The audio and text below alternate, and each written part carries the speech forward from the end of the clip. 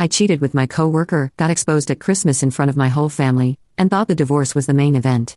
It wasn't. The wife caught the messages right before they vanished. My husband wrapped proof and divorce papers in a Christmas gift, and everything since then has turned into punishment on repeat. I know how this sounds, but you got to understand. I'm still in the same rented room, same peeling paint, same plastic bins, same sagging mattress that makes my back hurt when I roll over. The place is technically in a decent area, close enough to get to Koreatown fast, but the house itself feels like a holding cell for people who made bad choices and can't afford privacy. I honestly thought I was just shaking up a dead marriage and trying to feel alive, and I do not understand how it turned into this much hell. The affair itself already got dragged in the original post, so I will keep that part short here. My coworker and I used Snapchat because we thought it was safer. Stupid streaks, stupid photos, hotel plans, everything disappearing in seconds. His wife picked up his phone while he was in the shower, saw the notification banner, opened it, and caught a string of messages and photos that had not deleted yet. She did not scream, she did not call me, she just took her phone and recorded everything, every screen, every little hard and dirty sentence. I keep my car keys on the nightstand like they're a safety plan. The only nice thing I have left is the car, and it's not even paid off. I wake up to emails from lawyers and I go to sleep with my phone face down because seeing my own name in subject lines makes my stomach do that drop. She found my full name in his contacts, my work, my picture, and that was all she needed to blow up my life. My husband got the proof from her first, not from me. She found him on social media through our wedding photos and sent him a folder of screen recordings and screenshots with a short message, telling him she was sorry he had to see it and that she knew it hurt. He came home from work that night quiet. No shouting, no accusations, no broken dishes. He set his phone on the counter, looked at me for a long time, and asked what time I would be home the next few nights. Calm, steady voice, no emotion.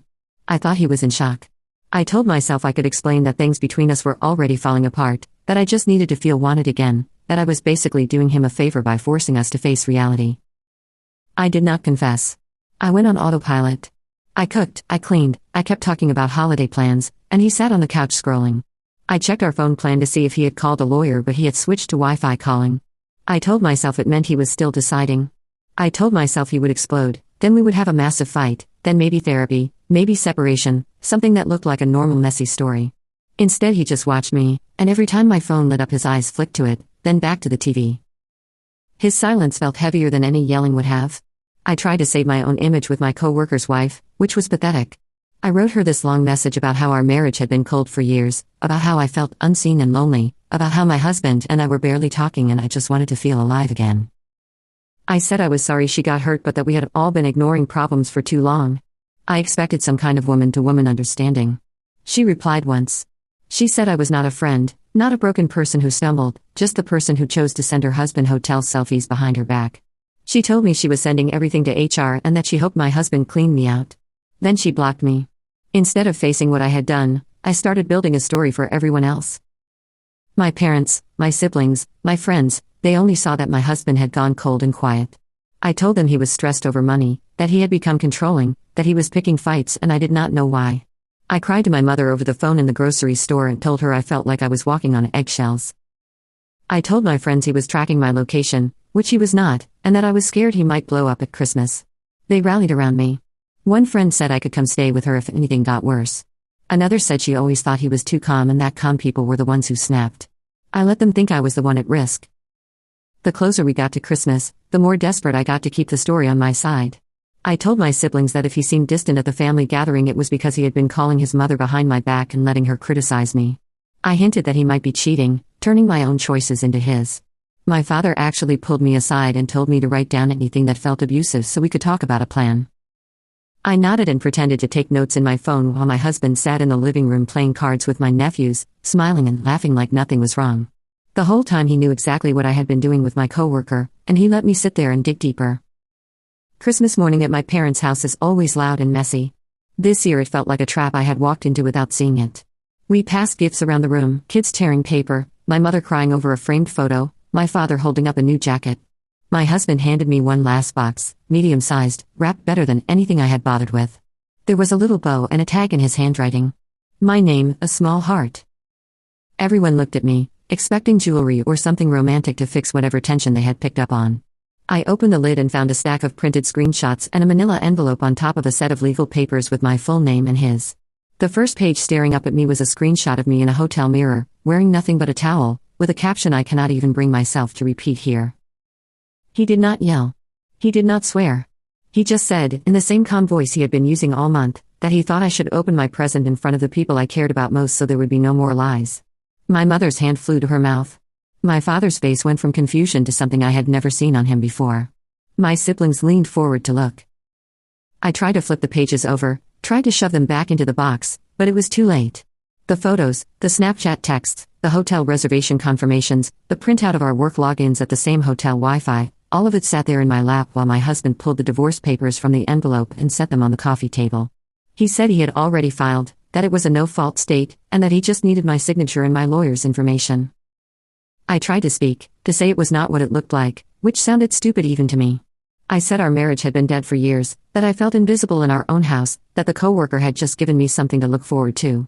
I said I was doing my husband a favor by forcing us both to admit we were unhappy instead of rotting in silence until we were old and resentful. I kept saying I needed to feel alive, like that explained anything. My husband just looked at me, no anger, no tears. Then he turned to my parents and apologized for involving them but said he would not let me keep lying to them about who he was and what he had done. He told them he would drive me back to the house so I could pack what belonged to me. He said I would not be living there by the end of the day. The car ride from my parents' house to ours was the quietest trip of my life. I grabbed his arm at one point and begged him to talk to me, to tell me what he wanted. He kept his eyes on the road and said he wanted exactly what was in the envelope. A clean break. No screaming. No second chances. He said I could take my clothes, my personal items, and my car. He said he had already pulled the statements for our joint accounts and flagged every charge related to the affair. Hotel rooms, drinks, gas, even the stupid fast food on the way. He called it marital waste. He said the lawyer would use it to show how I had used our money to fund a secret life. He said he used to think I was his safest person and now I just looked like a stranger riding next to him. When we got home he walked straight to the bedroom, pulled my suitcase from the closet, and set it on the bed without a word. I started grabbing clothes and stuffing them in, shaking so hard I could barely fold anything. I tried to take the good sheets and he told me to leave them. I tried to take the nicer dishes from the kitchen and he told me those were staying. When I reached for the framed wedding photo he quietly took it from my hands, turned it face down, and put it back on the shelf. I followed him from room to room, clutching things, crying, asking him if he really wanted to throw away 8 years over this. He finally turned and said I had been throwing it away piece by piece every time I opened Snapchat at work. He told me to stop pretending I was the one being abandoned. I drove to my parents' house with my car packed full of clothes and random stuff, because he would not give me anything big we had bought together. When I walked in, dragging the suitcase, my parents were waiting at the table. The screenshots and divorce papers were spread out in front of them. My mother's eyes were red. My father's jaw was set. They did not hug me. They did not fuss over whether I had eaten. My father said they had believed me when I told them my husband was acting strange and making me feel unsafe. He said now they saw who had actually been doing what. Then he said the line that keeps echoing in my head. He said, "Your actions have consequences and we cannot help you with it or enable your bad choices." I slept in my old room that night, surrounded by boxes of my teenage junk, my suitcase half open on the floor. The next morning my mother came in and told me they would let me stay for a couple of weeks so I could talk to a lawyer and find a place to live. She said it would not be permanent. She said they loved me but they were not going to turn their house into a hideout from my own mess. My siblings came by later that day, not with comfort, but with questions. One of them held up a printed Snapchat where I had written about how bored I was at home and how I had to fake headaches to get out of sex with my husband so I could save it for the coworker. That one hurt in a way I did not expect. My sibling looked at me and said they could not recognize the person who had written it. My friends started dropping off like flies. The group chat blew up after Christmas. They had all known something was wrong after my husband walked out with the empty gift box, but nobody knew exactly what until my husband texted the screenshots and the whole story into the chat. He did not have commentary, he just sent the photos and then a short message saying he would be leaving the group and he hoped they would support me in taking responsibility. One by one, they responded, not to me, but to him. They told him they were sorry. They told him they had believed my version. After he left the chat, the messages turned toward me. Some said they needed time. Some left without a word. One stayed long enough to write, "Your actions have consequences, and I cannot keep enabling you," then removed me and created a new group with almost everyone else. The first meeting with a lawyer was like being told my life in numbers. He explained how the division of property would work in our county. He said the state was technically no fault, which meant the reason for the divorce was not the main factor, but that judges were still people and they still reacted to things like secret affairs and spending joint money on hotels. He walked me through what my husband was asking for. He wanted the house, which made sense because his family helped us with the down payment. He wanted most of the savings account because he could show where the affair charges had come out of it. He wanted half of my small retirement fund but was willing to let me keep it if I gave up any argument over his. The only things he was not fighting were my car, my clothes, and a small investment account that had been in my name before we married, and that I had added to over the years. At the actual hearing, the judge did not yell at me or shame me. That might have been easier. The judge looked at the paperwork, looked at the screenshot packet, and then looked at me like I was a case study. The judge said the court was not there to punish cheating, but that wasting marital funds on a side relationship was something they took into account. The judge went through the list, reading out loud the hotel bills, the extra cash withdrawals, even the streaming rental of a movie we watched in that hotel room. Then the judge denied my request for alimony. The judge said I was young, healthy, employed at the time of filing, and that the financial impact I claimed was largely the result of my own choices. So now, after 8 years of marriage, what I walked away with was my car, my clothes, and the investment accounts with my name on them. I had always thought divorce split everything 50-50 by default. That was the story in my head. I would get half the house, half the savings, maybe some temporary support while I got back on my feet. Instead, I moved out of my parents' house into a small month-to-month room I found online, because I could not afford a full apartment.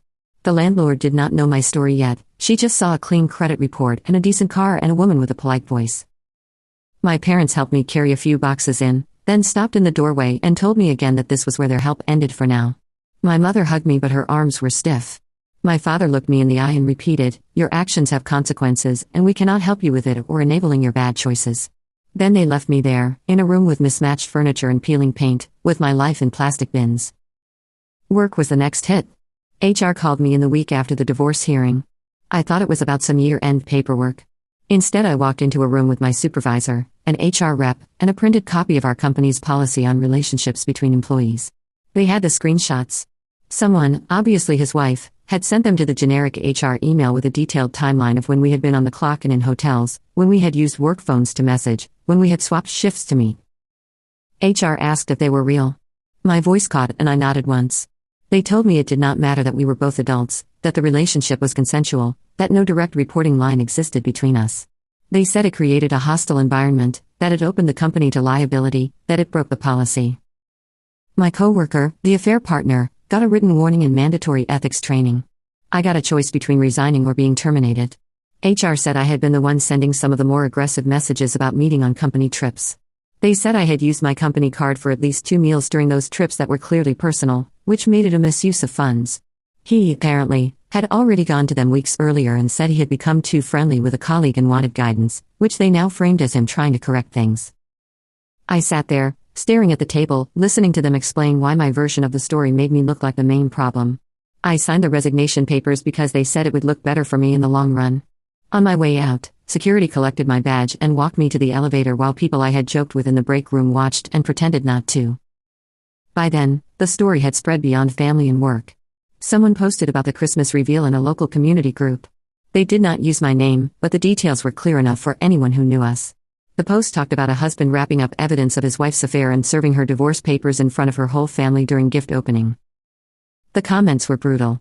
People called the wife trash. People cheered on the husband for staying calm. Someone wrote that cheating spouses deserved to lose the house and everything in it. A person who clearly knew us added a comment saying the wife had been telling everyone the husband was abusive when he was not, and that she had played the victim up until the moment the box opened. I sat in my rented room and scrolled through strangers talking about me like I was a story, not a person. I tried to push back where I could. I messaged the original poster from the community group and told them they did not know the full story. I said the marriage had been cold for years. I said I had begged for connection and been ignored, that I had been the only one doing emotional work at home while my husband came back from work and zoned out in front of the TV. I told them I had just wanted to feel alive again and that the affair had forced everything into the open so we could stop pretending. They read the messages and never replied. Instead, later in the day, someone added another comment to the thread quoting parts of what I had said to them privately and calling it proof that I still did not understand what I had done. I thought at least my closest friend would stay with me. She had known about the affair in vague terms before it came out, not the details, but enough to guess. We met for coffee after everything went public, sitting at a corner table while she stirred her drink. I tried to explain that it had not been some cheap fling, that it had been the first time in years I felt seen, that I had been suffocating in my own home. I told her I honestly believed my husband would thank me one day for pushing us out of our comfortable misery. She stayed quiet the whole time. When I finished, she looked down at her cup and said she loved me, but she was done being the person I called to justify myself. She said, "Your actions have consequences, and I cannot keep helping you pretend they do not." Then she stood up, hugged me once in this quick, uncomfortable way, and walked out of the cafe. The civil threat came next. A letter arrived at my rented room, addressed in formal type. It was from a lawyer representing my coworker's wife. They were threatening a claim for emotional distress and something else I had never heard of in a real-life context, basically saying I had helped break their marriage and caused harm that they could put a number on. The letter listed the times and dates of our messages, the trips, the money he spent on me instead of his family, even the nights he claimed to be working late while we were in a hotel 2 exits from his house. It said they would be seeking damages and costs. My own lawyer told me we could fight it, but that even if we won, it could cost me more than it was worth. He talked about settlement, about payment plans, about liens on future income. All I heard was that the affair had turned into something that might follow me for years and actual bills with my name on them. Financially, everything started to slide at once. Without my job, with only my car, my clothes, and my small investments, I watched my accounts shrink. The court had split our joint credit card debt down the middle, including charges for the hotels and dinners from the affair. So I was literally paying, with interest, for nights I now tried not to think about. I cashed out a small chunk of my investment account to cover legal fees and my car payment, and the tax penalty hit me like another punch later.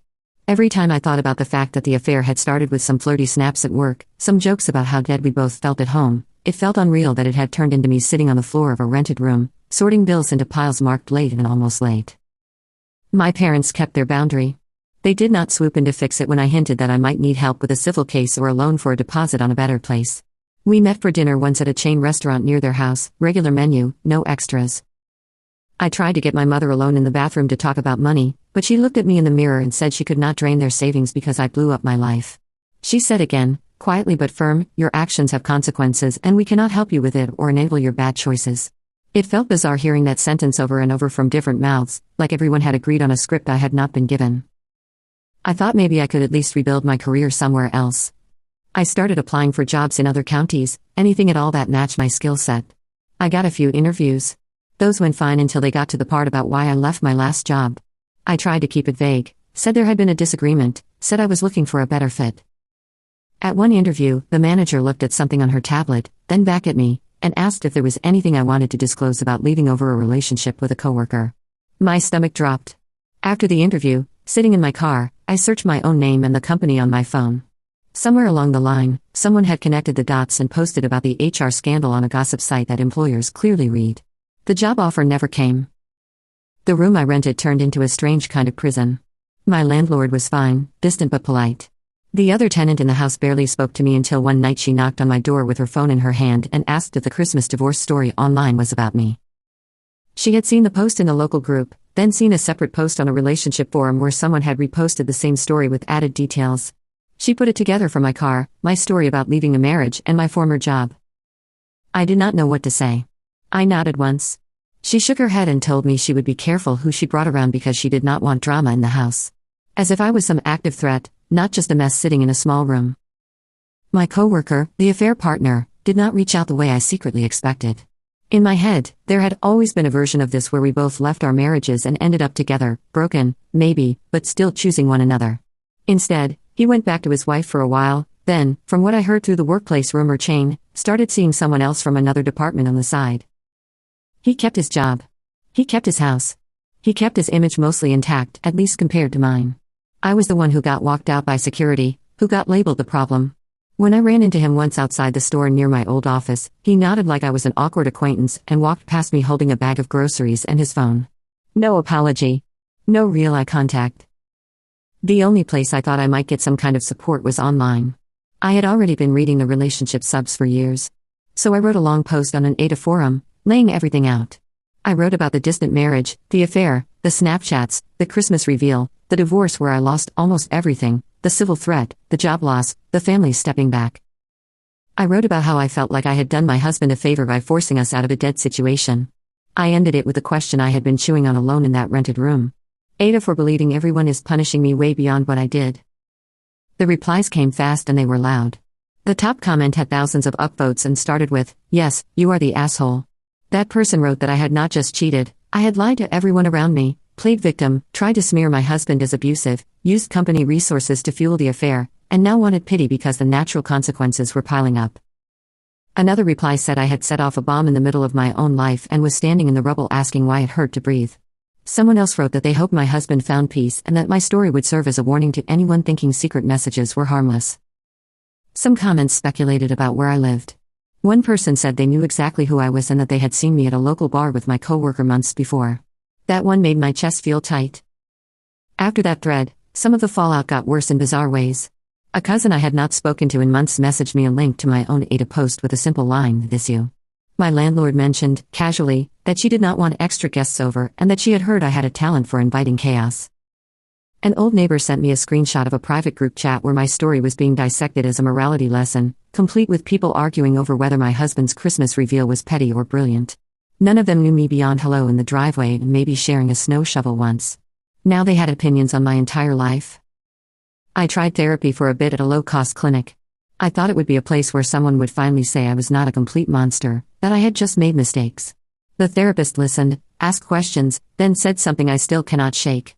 She said I talked about the affair like it was a movie I watched, not something I did, and that I kept using the phrase "feel alive" as if that excused everything.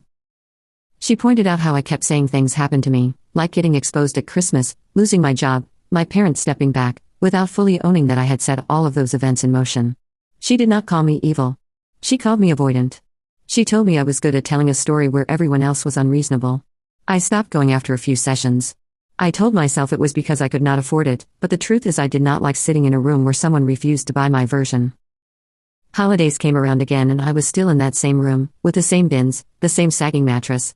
My ex-husband, because that is what he was now, sent me a short email through our lawyers reminding me to sign some final document about taxes. That was the only contact we had. My family invited me to a small lunch a few days after Christmas, not on the day itself.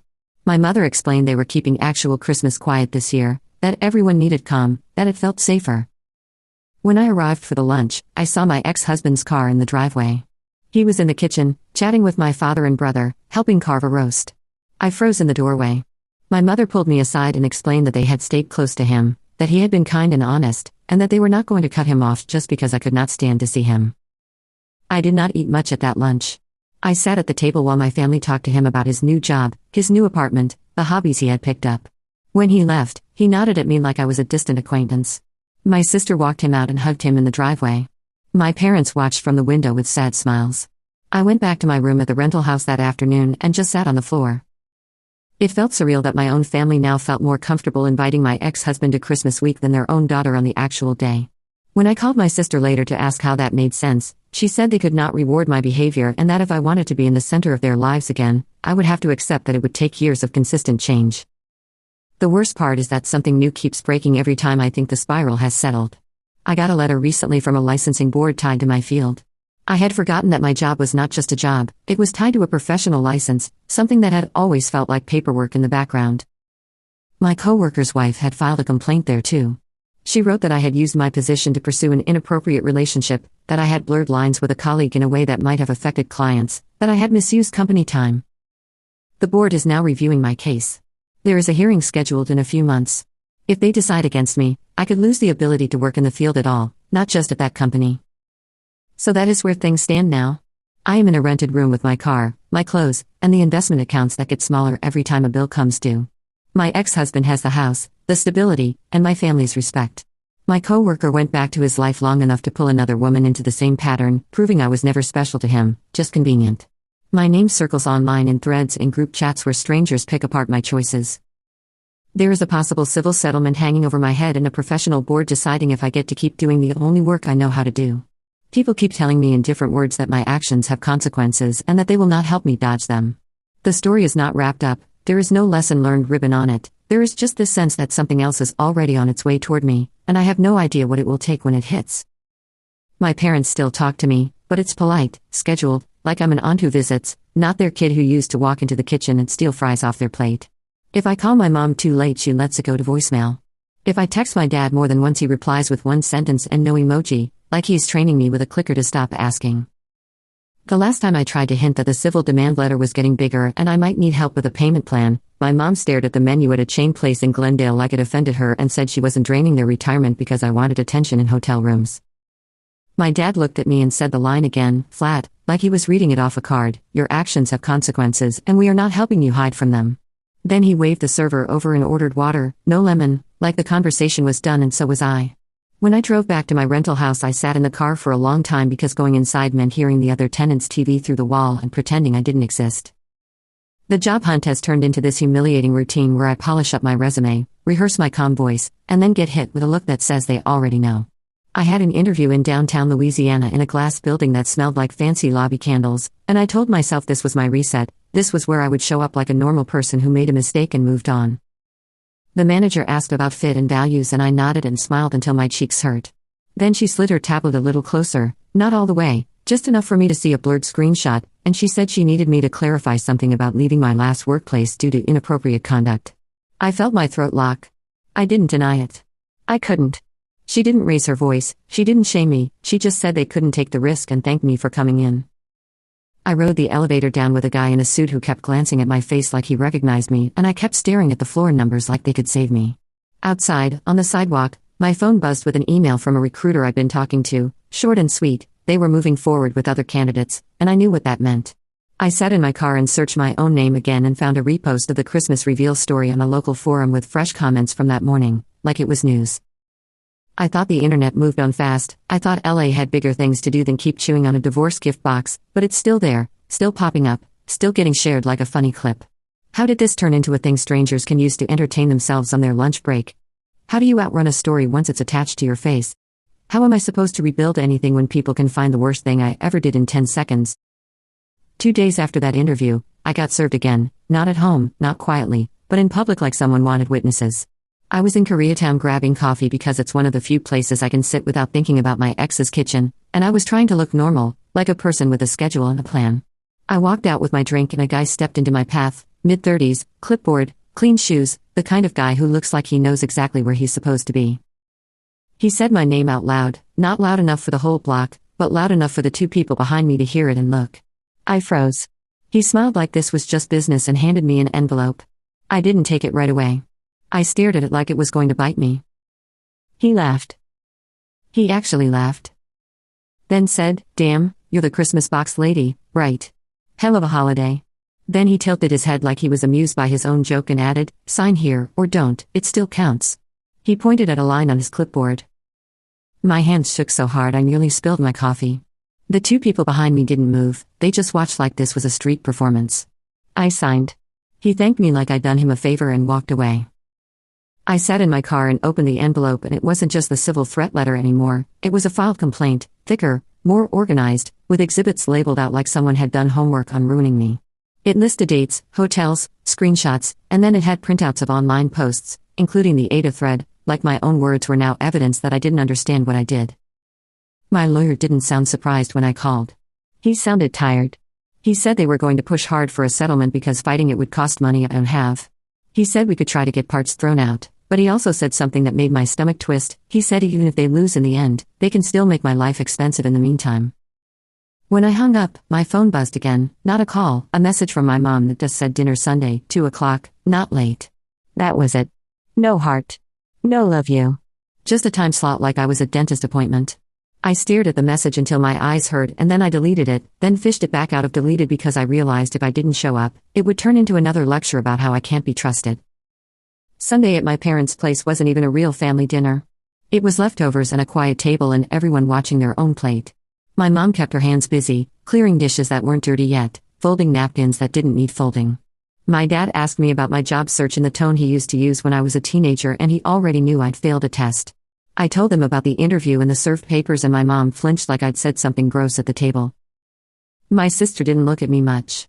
She kept checking her phone and then she finally said, "He's coming by later to pick up the box of his stuff from the garage." I didn't process it at first. I said his name in my head and it didn't fit here, in this house. I said, "He has stuff here." My sister said, "He stored some things when he moved, you know that." I didn't know that. Nobody told me. I asked my mom why they were still letting him keep things here, and she said, "Because he didn't do anything to us."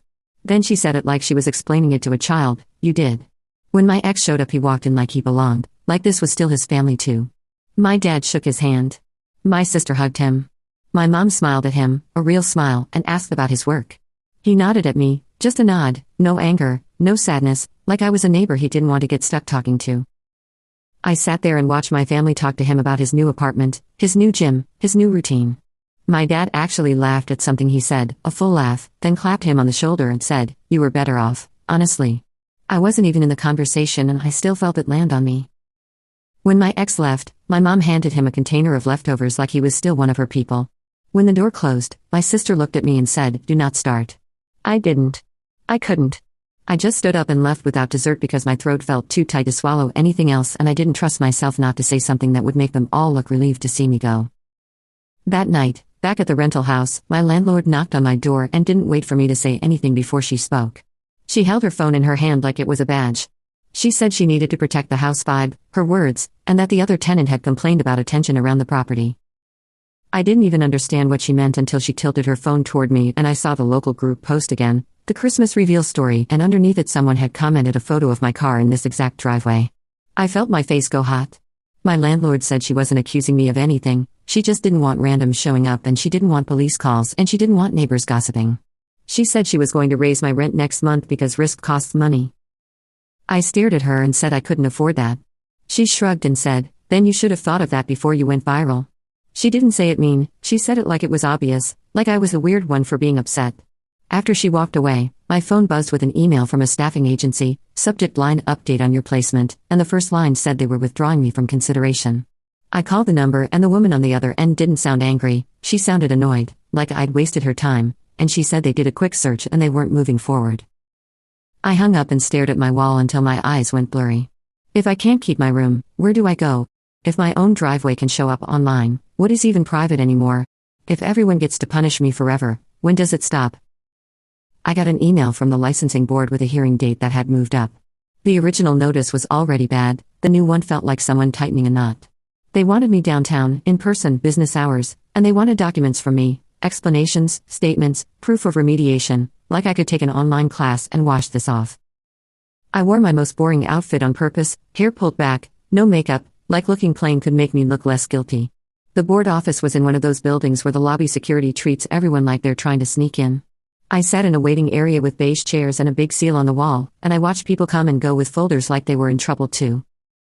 When they called me in, it wasn't a dramatic courtroom, it was a conference room with fluorescent lights and a long table and 3 people on the other side flipping through paper like I was a file, not a person.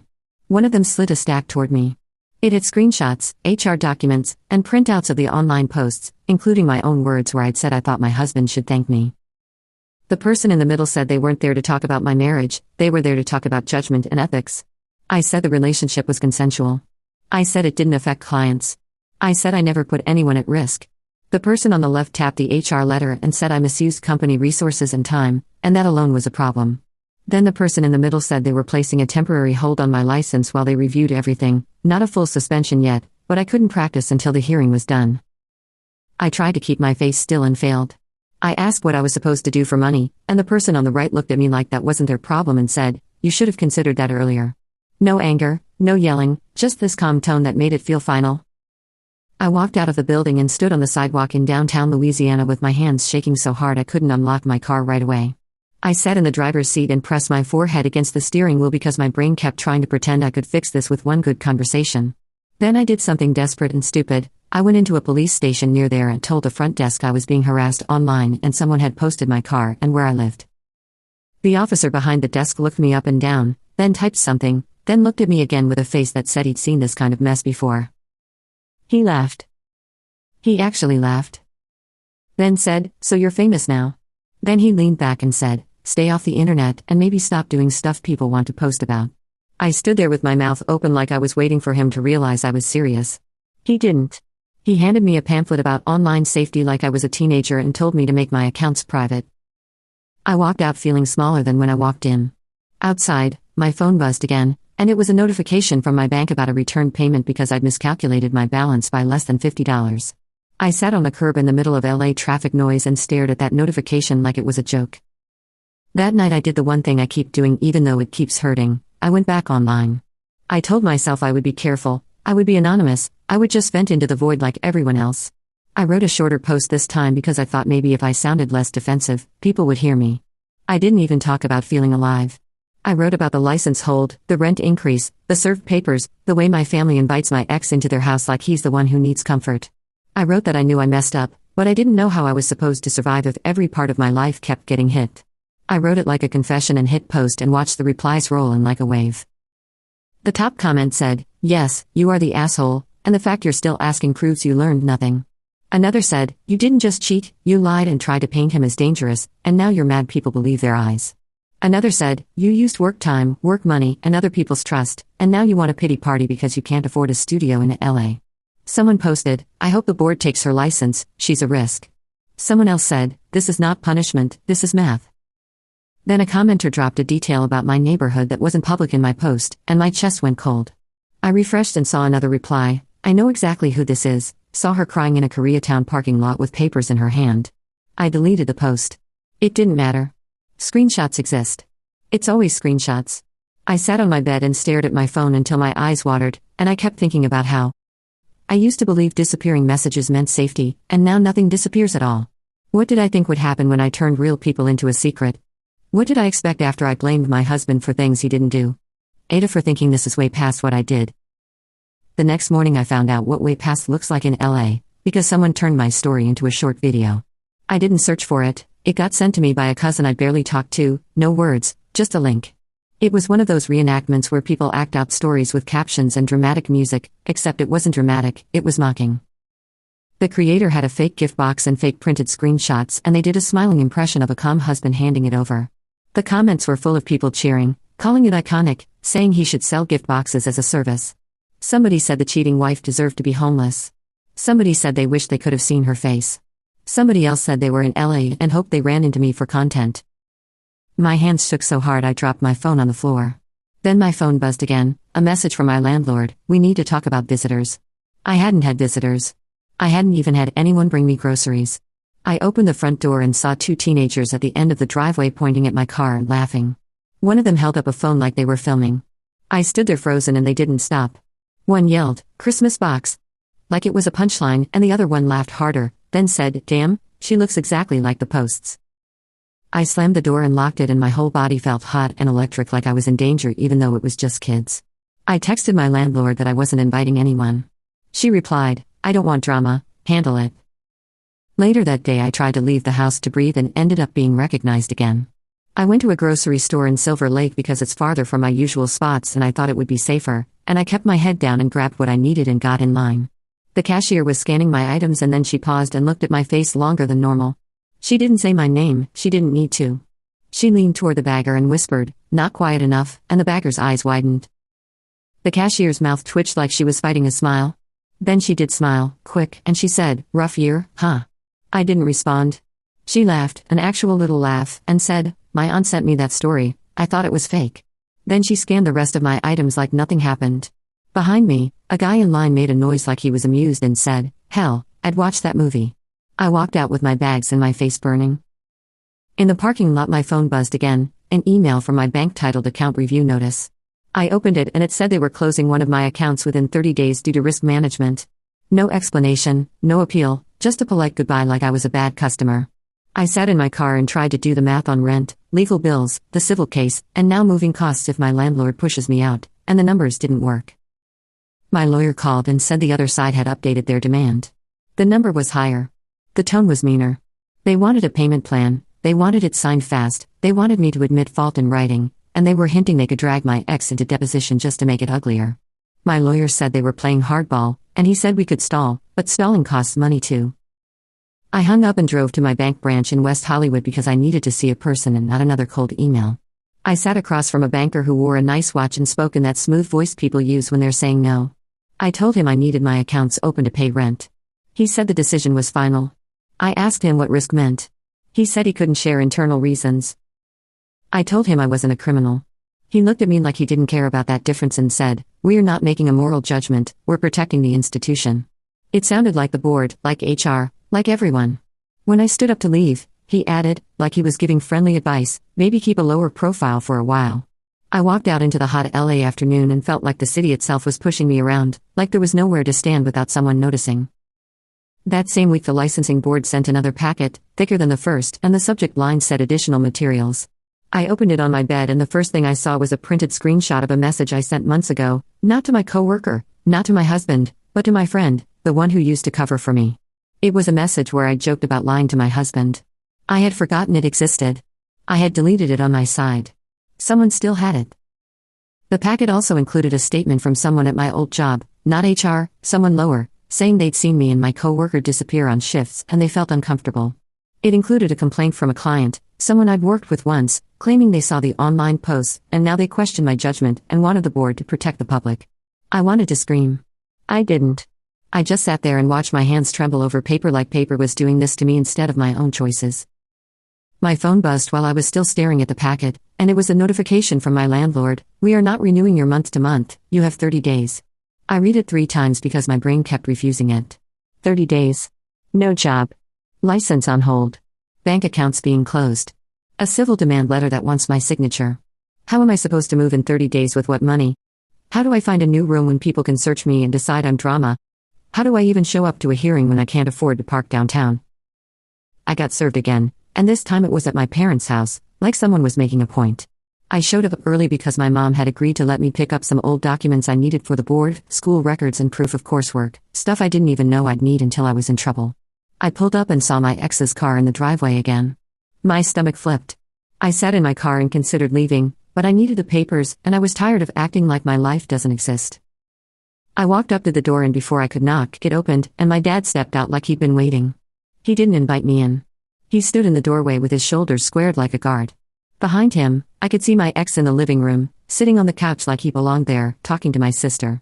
My mom's voice floated from the kitchen, light, like a normal day. Then a woman I'd never seen before walked up the path with a folder and asked for my name out loud. My dad's eyes narrowed.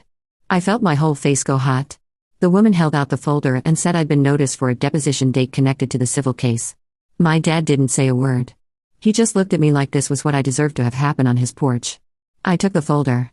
The woman smiled like she was happy to be done, then she glanced past me at my car and said, "Casual, this one's been a lot of paperwork." Then she walked away. I stood there holding the folder and my dad finally spoke. He said, "You're not bringing this into my house." I told him I wasn't trying to. He said it didn't matter. He said I needed to handle it somewhere else. I asked for the documents and my mom appeared behind him with an envelope and handed it out like she was handing something to a stranger through a door chain. She didn't hug me. She didn't touch my hand. She said, "Take care of yourself," and it sounded like something you say to a coworker you don't like. My ex walked into the doorway behind them and for a second it felt like time stopped, like there might be a real moment, a real conversation, something that wasn't paperwork and punishment. He looked at the folder in my hand and then he looked at my face and he said, "Quiet, stop making this everyone else's problem." I tried to speak and my voice cracked. My sister behind him let out a laugh. An actual laugh. And said, "She can't, it's her brand now." Then she rolled her eyes like she was bored and walked away, like my life was annoying her. My ex didn't smile. He just stepped back and my dad closed the door. Not slammed, not dramatic, just closed, like the decision was easy. I stood on the porch for a second holding my envelope and my folder, then walked back to my car with my cheeks burning and my hands shaking so hard I could barely get the key into the ignition. I backed out of the driveway and saw my mom's face in the window for a moment, then it disappeared like she'd stepped away. I drove back through LA traffic with a folder on the passenger seat like it was a bomb, and I kept thinking about my landlord's 30-day notice and the board's hearing and the deposition date and how none of it cares if I can breathe. When I got back to the rental house there was a new piece of mail taped to the front door, bright paper, not official, just printed out, and my heart dropped before I even read it. It was a copy of the viral story, condensed into bullet points, with a big line that said "Protect your home from drama," and someone had underlined the word drama 3 times. My landlord's handwriting was on the bottom: "Do not bring guests, do not linger outside, do not talk to neighbors about private issues." I peeled it off the door and my fingers tore the paper because I couldn't keep them steady. Inside, my phone buzzed again, voicemail from an unknown number. I played it. A calm voice said they were calling from the licensing board and they needed to speak with me about new information. They said the word slowly, like they wanted me to feel the weight, and they said if I didn't respond by end of day, they would proceed without my input. I sat on my bed with the phone in my hand and stared at my bins stacked against the wall because now I have to move, and I have to show up downtown, and I have to sit for a deposition, and I have to respond to a board that can erase my career, and every time I think it's maxed out, something else shows up taped to my door or handed to me in public. I called my lawyer and it went to voicemail. I called my mom and it rang until it stopped. I called nobody else because there's nobody left to call.